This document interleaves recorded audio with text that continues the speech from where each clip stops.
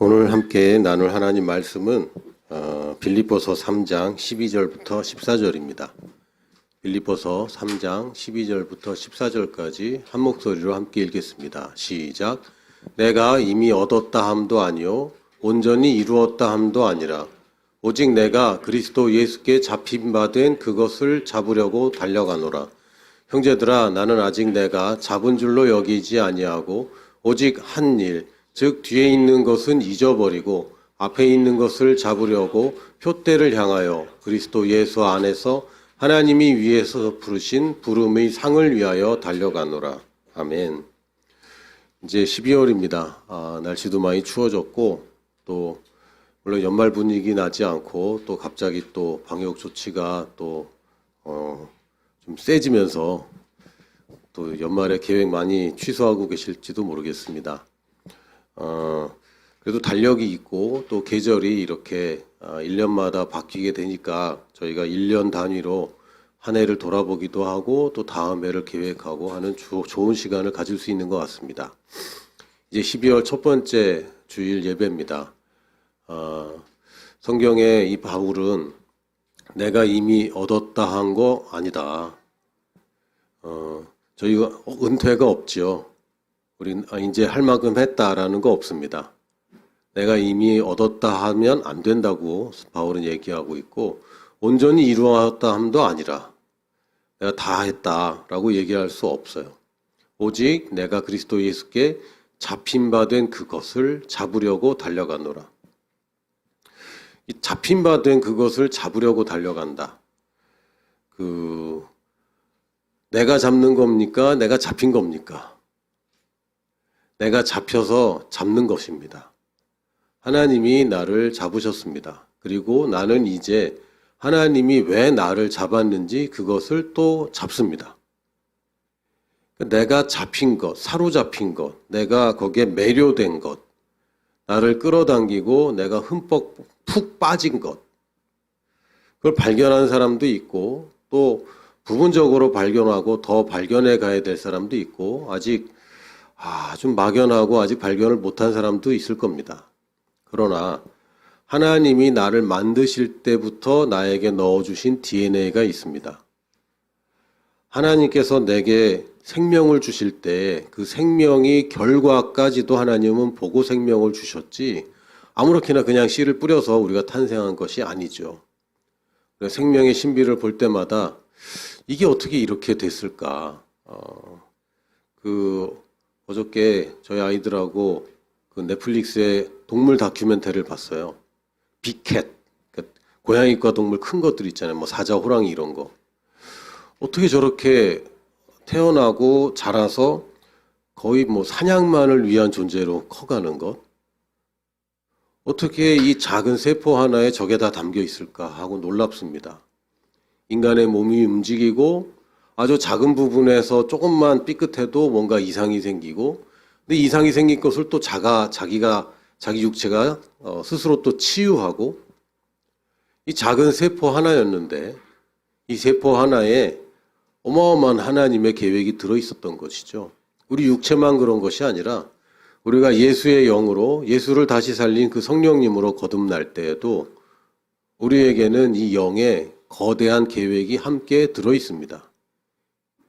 우리가 예수님을 선택한 것 같지만 예수께서 먼저 우리를 선택하셨고 우리를 그냥 구원받고 뭐 적당히 충분하게 큰 어려움 없이 살다가 평안하게 죽어서 천국 가는 것 그걸 위해서 우리를 구원하신 것이 아니라 물론 그것도 있습니다. 그러나 그것은 일부일 뿐이고 하나님께서 원하시는 큰 계획이 우리 가운데 있습니다.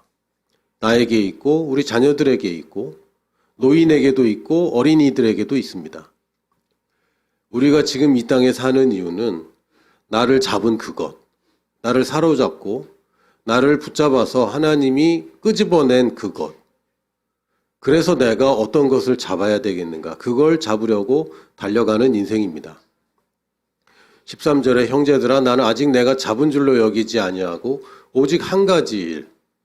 다른 것 지나간 거는 다 잊어버리고 무거운 짐과 얽매이기 쉬운 죄는 다 벗어버리고 내가 지금까지 잘했던 것과 잘못했던 것들 다 잊어버리고 아름다운 추억이지만 그것이 감사로 내게 오지 않는다면 그것은 다 버려야 될 쓰레기들입니다. 내가 왕년에, 내가 라떼는 말이야, 이런 것들 다 잊어버려야 되는 것이죠. 과거의 상처들, 용서하지 못하는 마음들 다 잊어버려야 되는 것입니다.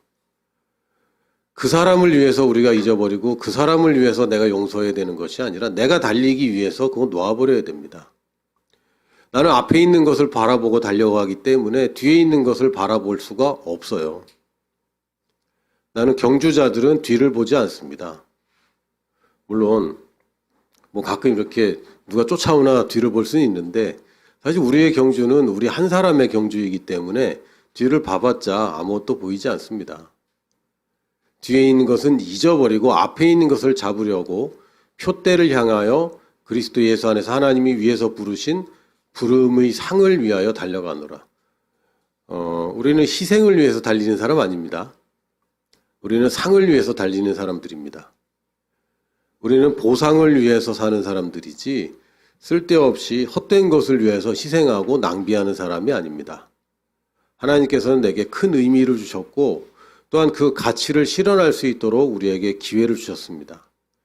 이제 오늘 11월 첫 번째 주일에 우리가 한번 생각해 볼 것은 그러면 나에게 원띵, 이 한 가지는 도대체 무엇인가?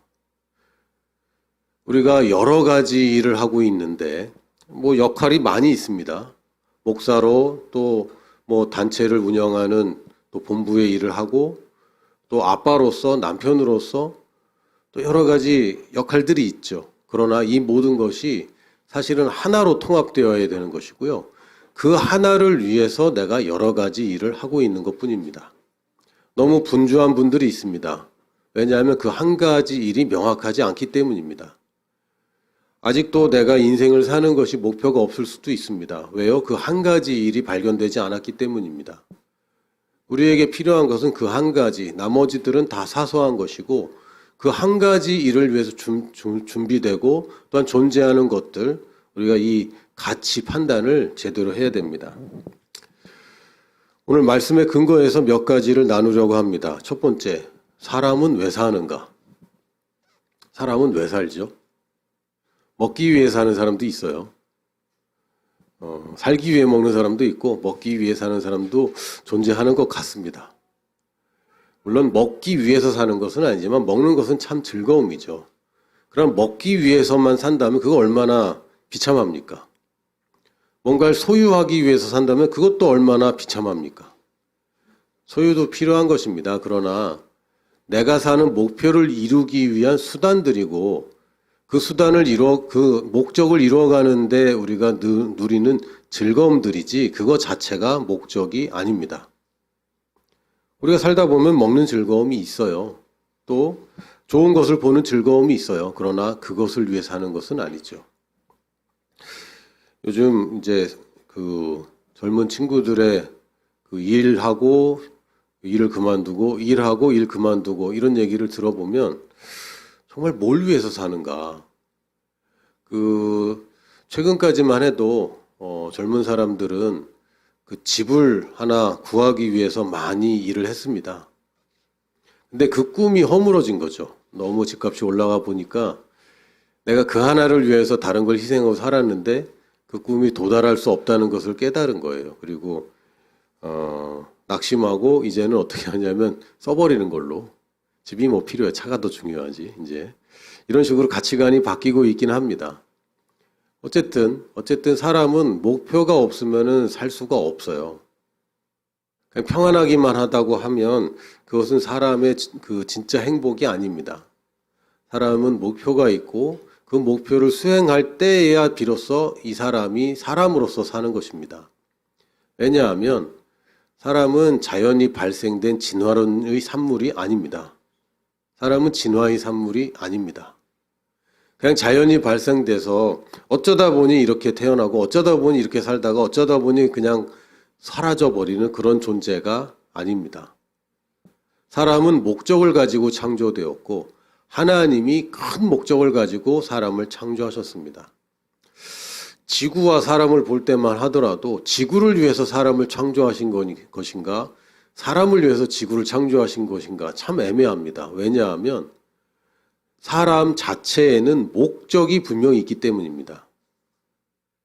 하나님이 만든 세계를 다스리는 하나님의 대리인으로서 창조되었기 때문에 세계를 위해서 사람이 창조된 것인지 사람을 위해서 세계가 창조된 것인지 굉장히 어렵죠. 판단하기가 쉽지 않습니다. 어떤 면에서 보면 세계를 위해서 하나님이 잘 다스리라고 만드신 것 같긴 한데 또 어떤 면에서 보면 사람을 위해서 세계를 창조하신 것 같기도 하단 말이죠. 그래서 우리가 하나님이 주신 목적을 잃어버리면 삶의 의미가 없는 것입니다. 뭘 해도 좋아 보이지만 좋은 게 아니죠. 우리가 영화나 드라마나 웹툰이나 혹은 인스타나 이런 데서 보는 참 좋아 보이는 삶들이 있는데 그건 사진 한 장이고 실제의 삶에서는 목표가 분명해야 됩니다. 나는 정말 무엇을 위해 사는가? 딱 한 가지 목표는 무엇인가? 내가 지금 달성해야 될 그 골들은 많이 있죠. 그러나 정말 이것을 왜 하고 있는가? 어떤 최고의 골을 위해서 내가 무엇을 하고 있는가? 이걸 살펴봐야 됩니다. 하나님의 대리인으로서 창세기 1장 28절에는 인간에게 생육하고 번성하고 땅에 충만하고 정복하고 다스리라 이렇게 말씀하셨습니다. 이 5가지 우리가 추구해야 되는 방향을 제시해 주셨어요. 근데 이것은 5가지 다른 것이 아니라 사실은 한 가지입니다. 한 가지인데 이게 단계적으로 어쩌면은 우리가 지금 집중해야 되는 것이 무엇인가의 차이인 것 뿐이고 5가지 분야가 있을 뿐이지 결국은 하나님을 대신해서 통치하는 것이 그 목적입니다. 지금의 미션은 그 당시 아담에게 주신 미션과 일맥상통합니다. 그러나 조금 말을 좀 바꿔봤습니다. 지금 우리의 미션은 5가지로 분류가 되고 이 5가지가 통합이 됩니다. 첫 번째는 성장하는 것이 우리 미션입니다. 저는 나이가 지금 이제 50인데요. 제가 무슨 성장하겠습니까? 이제는 저는 늙어가는 거지요. 라고 얘기할지도 모르겠어요. 그러나 여러분이 영적으로 그리스도의 장성한 분량에 아직 이르지 못했다면 여전히 영에서는 성장해야 되는 것이죠. 육신의 성장은 멈춥니다. 그러나 영의 성장은 멈추지 않습니다. 우리가 성장하는 것이 우리의 미션입니다. 하나님을 위해서 희생하는 것이 우리의 미션이 아니라 우리가 성장하는 것이 우리 미션입니다. 또한 번성하라고 말씀하셨는데 이것은 단지 그냥 뭔가 소유가 많아지는 것이 아니라 나 같은 사람들이 많아지는 것을 얘기합니다. 영어로는 멀티플라이라고 되어 있습니다. 이것은 제자를 삼는 것입니다. 나의 자녀들도 나의 제자이고 또한 내가 만나는 사람들에게 스승과 제자라는 아주 각별한 사이가 될 수도 있겠지만 예수님도 그런 사람은 12명밖에 없었고요. 내가 제자 삼고 내 제자의 제자가 될 수 있는 사람들을 또 만나고 또 누군가의 제자가 되는 이 사람들을 돕는 일을 우리가 하는 것입니다. 내 제자로 삼든 아니면 다른 사람이 제자 되는 것을 돕든 결국은 우리가 제자로 열매를 맺습니다.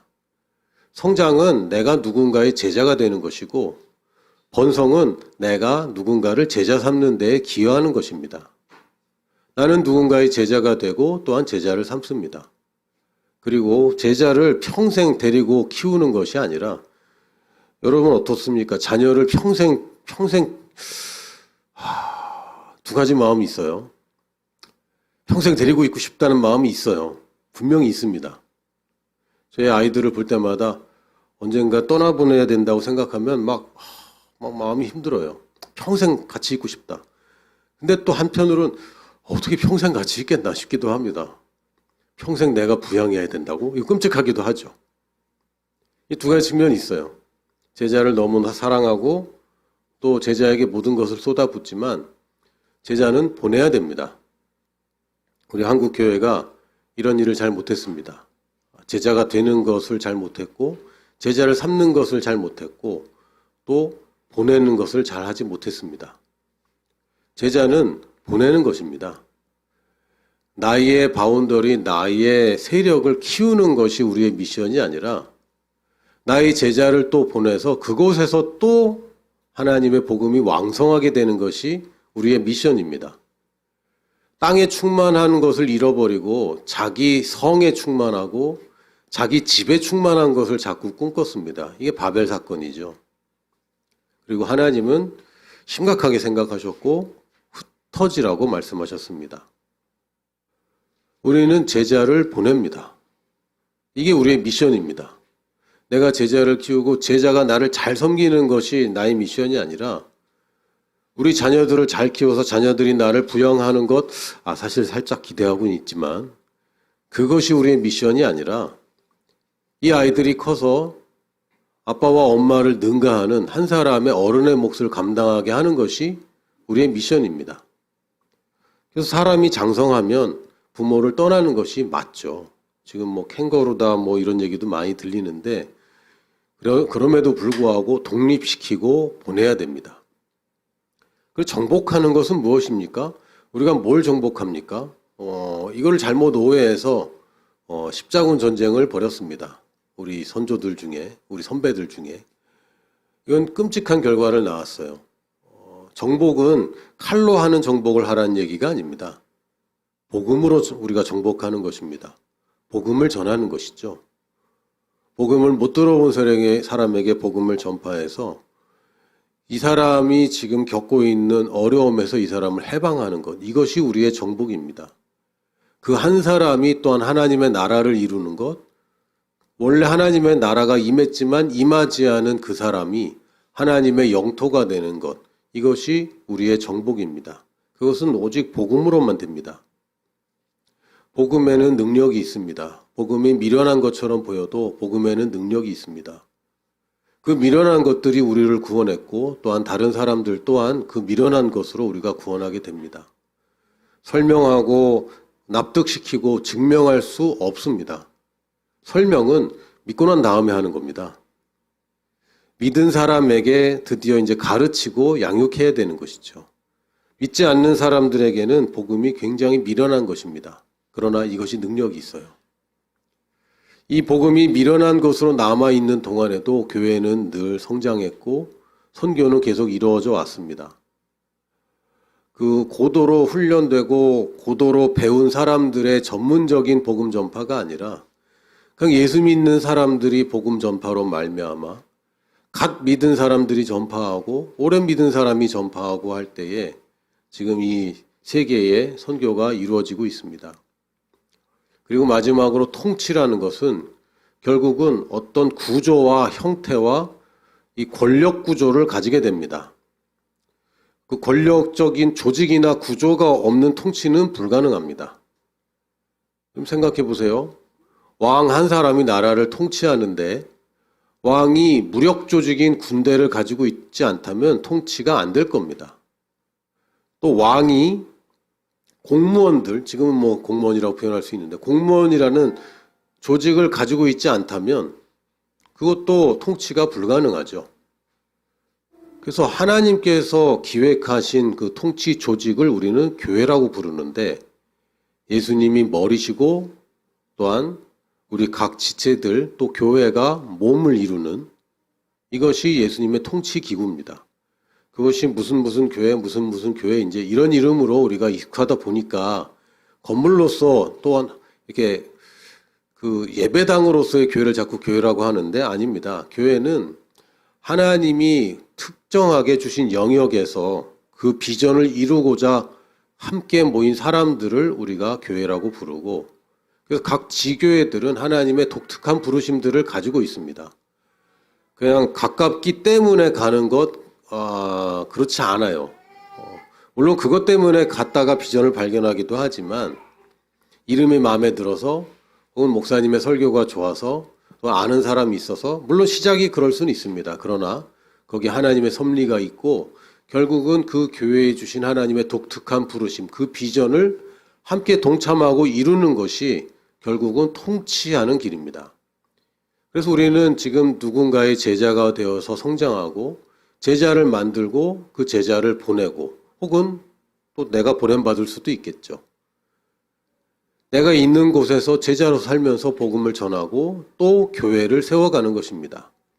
지교회를 세우고 또 그런 게 아니라 사람들을 만드는 것입니다. 이 비전에 함께 동참할 수 있는 사람들을 키워내는 것이죠. 이게 사람들이 사는 목적입니다.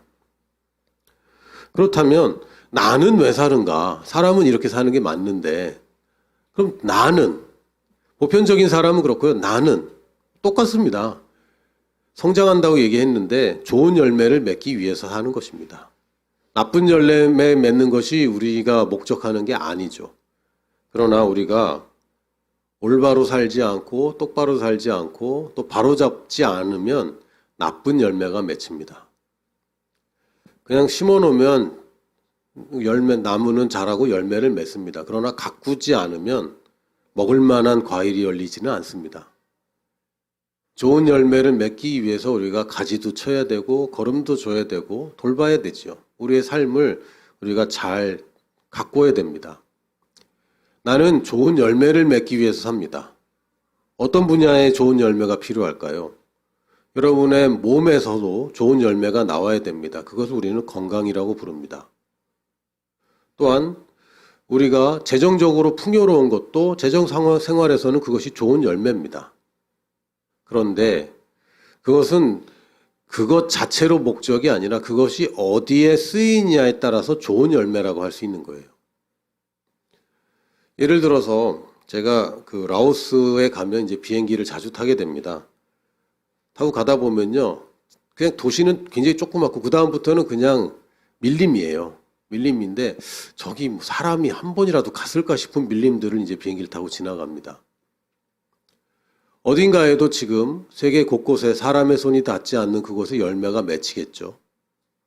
아름다운 열매가 맺힐 것이고 아름다운 꽃이 필 것입니다. 근데 그것을 우리가 좋은 꽃이나 좋은 열매라고 부르지 않아요. 왜냐하면 그것이 우리에게 전혀 도움이 되지 않기 때문에. 아무도 못 보는 곳에 예쁜 꽃이 필 수는 있어요. 뭐 새가 보고 원숭이가 볼 수는 있겠죠. 그러나 그것을 좋은 꽃이라고 부르지 않습니다. 어떤 것이 좋은 열매입니까? 누군가에게 덕이 되고 누군가에게 혜택이 될 때에 이것을 좋은 열매라고 합니다. 나의 건강 자체가 좋은 열매가 아니고 나의 부유함 자체가 좋은 열매가 아니라 이것이 어디에 심기느냐 또 누구를 돕고 있는가에 따라서 이것이 결정될 것입니다. 우리는 제자를 키우기 위해서 삽니다. 아까 했던 얘기 그대로잖아요. 네, 그대로입니다. 또한 선교사를 파송하기 위해 삽니다. 제자를 보낸다고 표현했는데요. 우리가 한 사람이 한 제자를 만드는 것도 좋은 그림입니다. 그러나 우리가 연합해서 한 사람을 만듭니다. 그 아이 하나도 부모가 키우고 할머니 할아버지들이 동원되고 지금 여기도 고모가 동원되고 많은 사람들이 동원됩니다. 한 사람을 키우기 위해서. 이 한 사람을 우리가 키워서 파송하는 것입니다. 이게 보내는 교회 성도들이 사는 이유입니다. 또 영혼을 구원하기 위해서 우리가 복음을 전파합니다. 왜요? 영혼을 구원하기 위해서. 이게 우리의 정복이죠. 영혼 구원에 상관없이 복음을 전파할 수도 있습니다. 해야 되기 때문에 한다든지 또는 뭐 그냥 습관적으로 할 수도 있어요. 그러나 한 영혼을 구원하기 위해서 우리가 복음을 전파하는 겁니다. 많은 영혼들 아니고 한 영혼. 그래서 우리가 한 영혼을 구원하기 위해서 굉장히 애를 써야 됩니다. 그냥 시간 남으면 하는 것도 아니고 되는 대로 하는 것도 아니고 이 한 영혼 구원하는 것이 내가 사는 이유이기 때문에 그냥 전도도 해야 되는 것이 아니라 한 영혼을 구원하는 것이 내가 사는 이유라고 받아들여야 됩니다.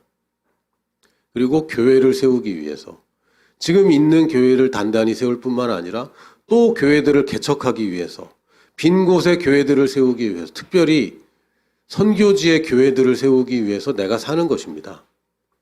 이게 내가 사는 이유입니다. 여기 돈 버는 것도 여기에 이 이유를 위해서 돈 버는 것이죠. 우리가 건강을 돌보는 것도 이 이유들을 위해서 우리가 건강해야 되는 것이고 사람을 만나든 우리가 무엇을 하든 공부를 하더라도 이 목적이 분명하게 있어야 그것이 내가 올바로 사는 것이지 일단은 모르겠으니까 열심히 하자. 뭐 그것도 좋은 생각이에요. 그러나 내가 여기에 초점이 맞춰지지 않는다면 그것은 사람답게 사는 것이 아니죠. 거듭난 사람답게 살고 있지 않은 것입니다. 결국 이 5가지를 통합하면 한마디로 얘기하면 아버지께 영광을 돌린다고 표현하는 것입니다. 말로 찬양하면서 손을 높이 들고 큰 소리로 찬양한다고 아버지가 영광 받으시는 건 아니에요. 그것도 좋아하십니다. 그러나 그것만 하는 것은 올바른 찬양은 아니죠. 아버지가 언제 영광 받으십니까?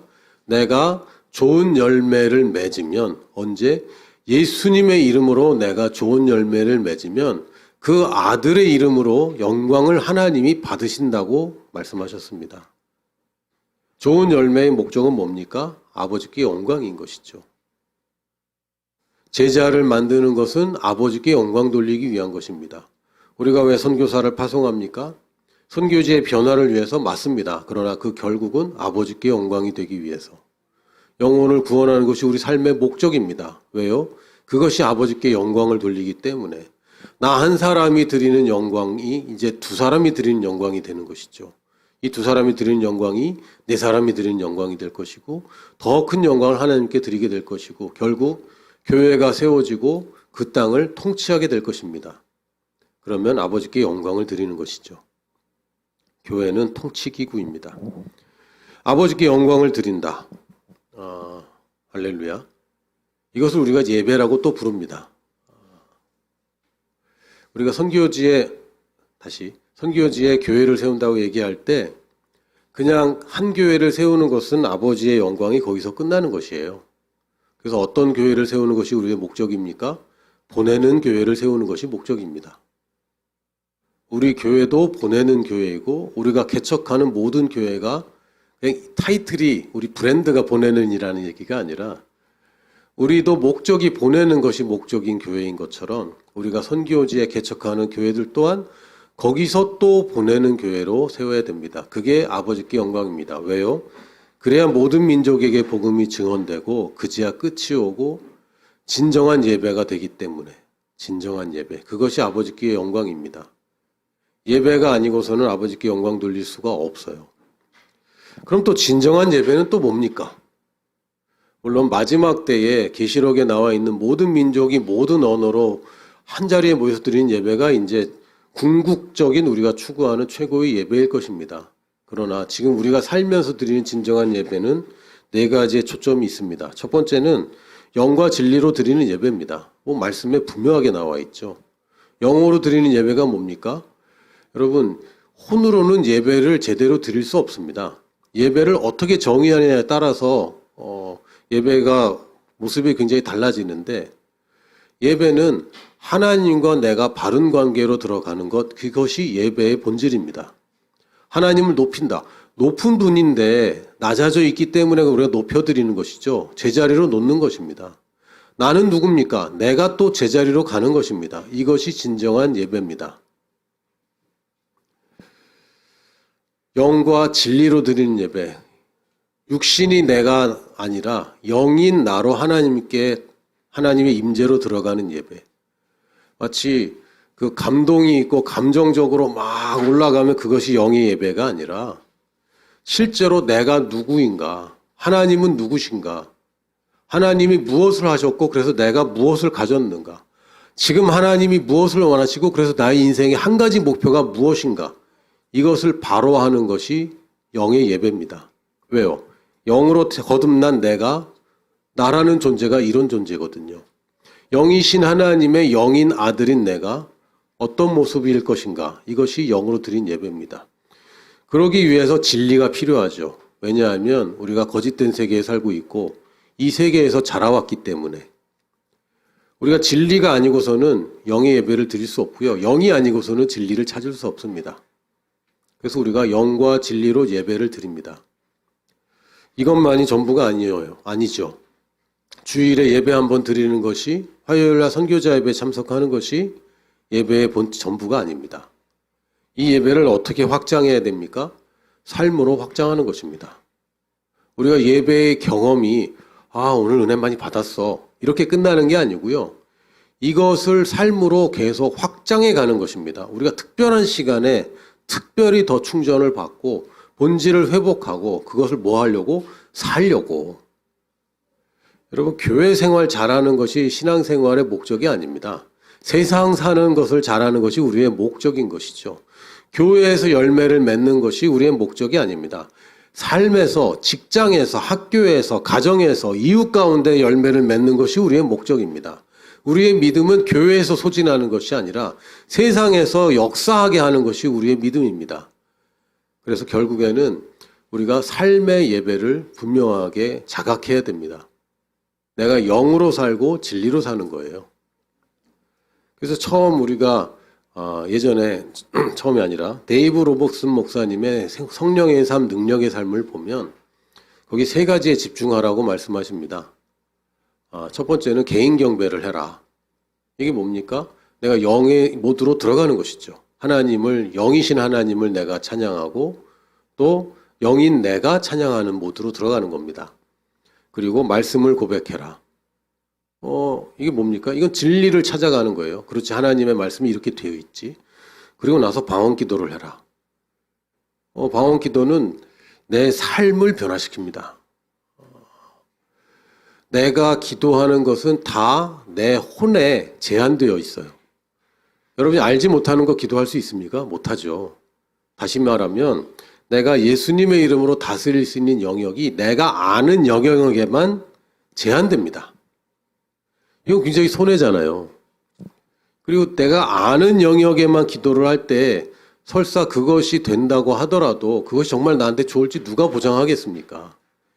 예전에 브루스 올마이티 뭐 이런 영화 보면 브루스가 이제 하나님을 대신해서 막 사람들 소원을 다 들어주는데 이 사람들이 다 로또 복권 맞겠다는 이 소원을 하는데 그래서 모든 사람이 다 1등이 됐어요. 그럼 어떻게 되죠?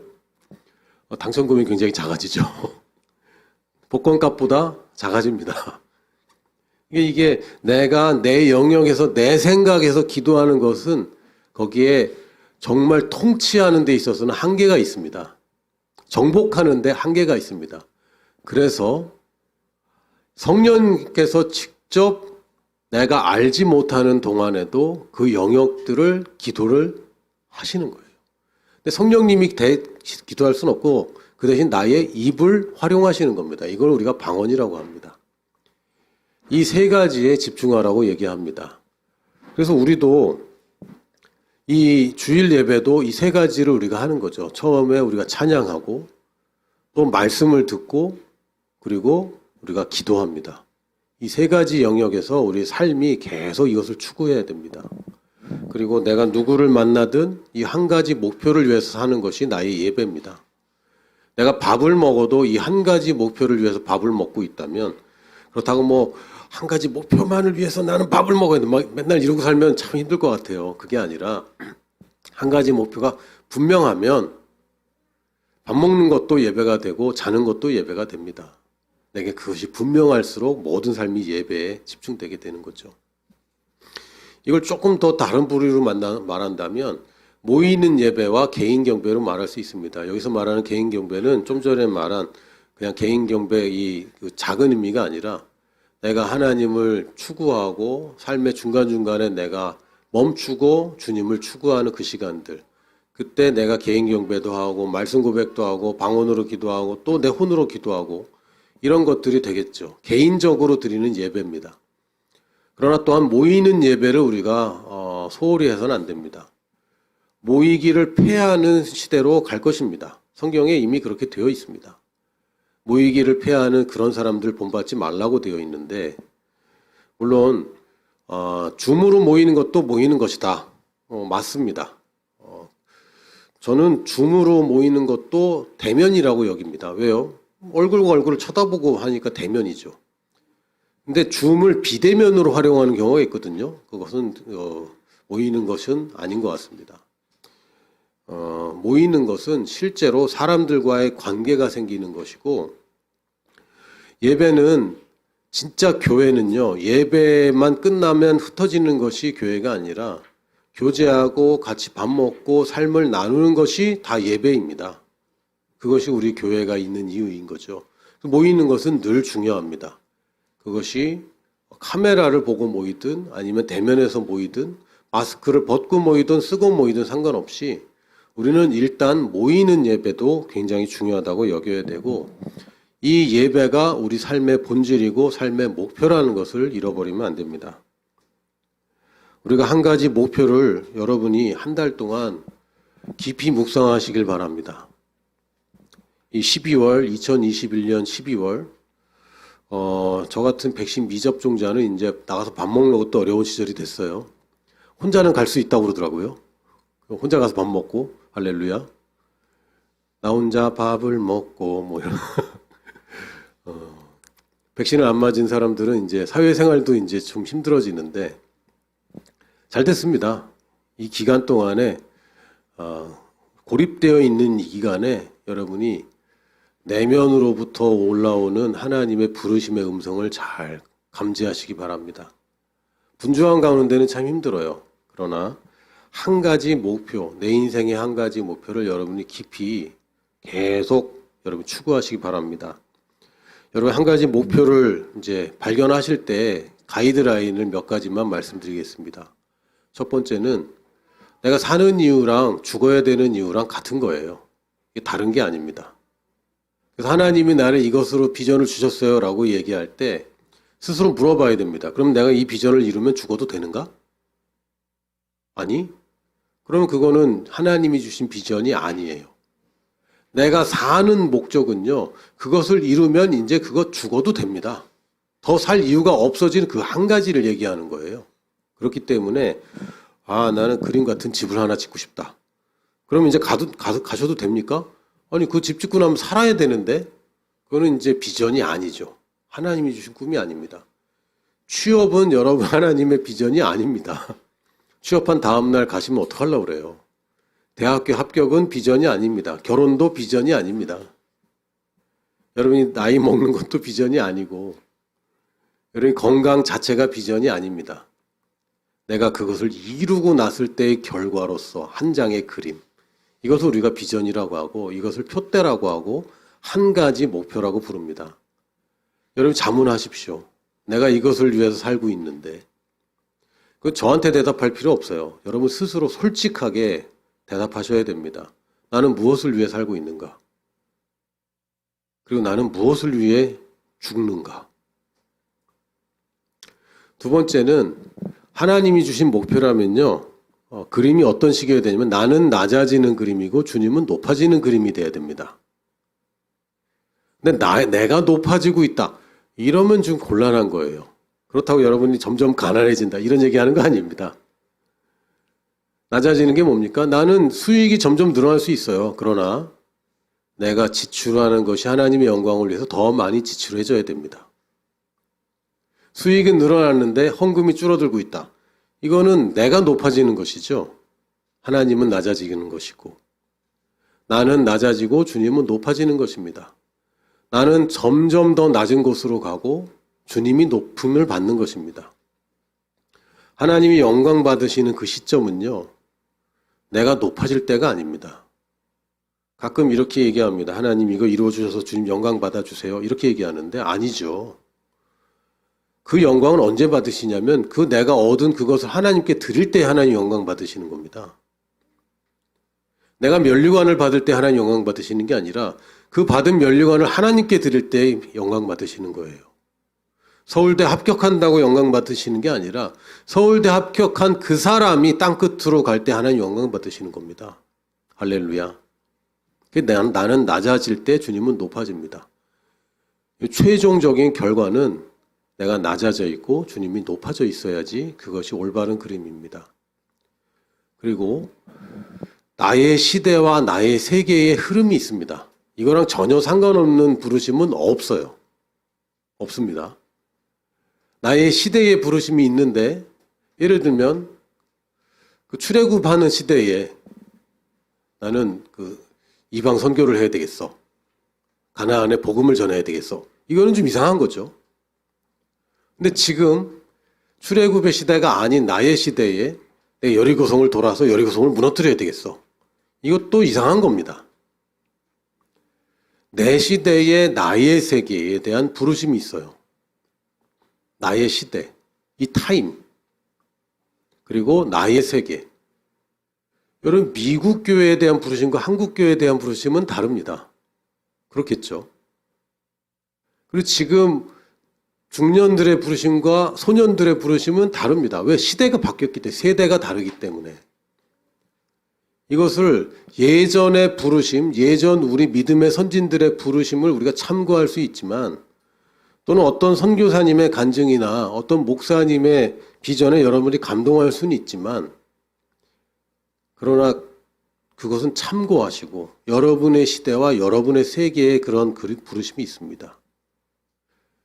여러분의 부르심과 각자의 부르심과 여러분이 속한 교회의 부르심이 다를 수 없습니다. 다르면 되게 이상한 거죠. 제가 지난 며칠 다른 교회 다니는 좀 힘든 청년들을 몇 명 만나봤거든요. 근데 너무 속상하더라고요. 너무 속상하고 정말 한국 교회의 평균이 이런 것인가? 이게 보편적인 모습인가? 라고 너무 충격적이고 제 생각보다도 너무 힘들더라고요.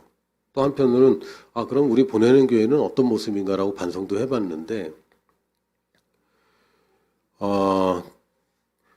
여러분이 교회를 판단하는 몇 가지 기준들이 있는데요. 일단 여러분이 이 5가지 나의 삶의 목표를 잘 이루고 있는가? 이게 가장 중요하고요. 또 한편으로는 김진호 목사님께서 저에게 가르쳐 주신 이 검증하는 방법 중에 하나가 당신이 성장하고 있는가? 이 교회에서. 그리고 또한 당신의 헌금이 아깝지 않은가? 이걸 봐야 된다. 저는 굉장히 공감합니다. 여러분의 삶이 교회의 비전과 맞춰질수록 여러분은 훨씬 더 성장하고 여러분의 비전도 점점 더 이루게 될 겁니다. 왜요? 다시 말하지만 하나님이 이 세상을 통치하는 기구는 교회이기 때문에 그렇습니다. 하나님이 개인을 통해서 통치하는 것이 아닙니다. 조직으로 움직이는 것이고 그것을 하나님께서는 교회라고 하셨습니다. 그래서 원래 교회라는 에클레시아라는 말은 사실 공회라는 얘기고요. 국가적인 공회를 우리가 국회라고 부릅니다. 시 단위의 공회를 우리가 시의회라고 부르죠. 우리는 뭡니까? 하나님의 나라의 이 지역, 이 분야에 대한 하나님의 의회입니다. 각 사람이. 어마어마한 그 통치기구죠. 그래서 하나님이 교회를 통해서 통치하시는데 제발 자기 세계에 자기 시대에 여러분이 맞추는 건 맞지만 이게 잘못하면 내 계획에 하나님을 자꾸 끌어당기는 경우가 있어요. 그거는 곤란합니다. 여러분이 그거 하나만 붙잡고 이번 한 달 동안 씨름하셔서 그것을 극복해 내신다면 여러분의 앞으로 인생이 굉장히 달라질 것입니다. 하나님의 계획에 내가 동참하는 것입니다. 비전이라고 얘기하고 부르심이라고 얘기하고 하나님이 주셨다고 얘기하면서도 많은 사람들이 자기 꿈에 하나님을 동참시키고 싶어 합니다. 그거 잘 안 될 겁니다. 물론 부분적으로 될 거예요. 겹치는 부분에서는 좀 될 겁니다. 그러나 우리 겸손하고 솔직하게 하나님의 계획에 내가 맞춰야지 하나님의 그 큰 계획에 내가 거기에 퍼즐처럼 맞춰지는 것이지 절대로 내 계획에 하나님을 동참시키려고 하지 마십시오. 하나님의 계획을 발견하십시오. 내가 계획을 세우고 하나님 좀 도와주세요라고 얘기하는 게 아니라 하나님의 계획대로 내가 움직이겠다고 여러분 믿음으로 선포하시기 시작하십시오. 내려놓으십시오. 내 꿈과 내 소망, 내 소원들 하나님의 계획에 내려놓으십시오. 그리고 더 좋은 것을 취하시게 될 겁니다. 내가 갖고 있고 쥐고 있는 이것 때문에 더 큰 선물을 받지 못해요. 하나님의 큰 계획을 사모하십시오. 하나님의 거대한 계획이 있습니다. 수천 년을 이어온 하나님의 계획이 있습니다. 거기에 동참할 수 있는 기회잖아요. 얼마나 신이 납니까? 한낱 내 인생 요 작은 세계, 작은 내 인생의 그 꿈이 아니라 하나님의 꿈에 내가 한 부분을 차지할 수 있다는 것. 여기에 여러분 기뻐하시고 오늘 한 달 동안 집중하시기 바랍니다. 비전과 예배에 집중하는 한 달이 되기를 예수님의 이름으로 축복합니다.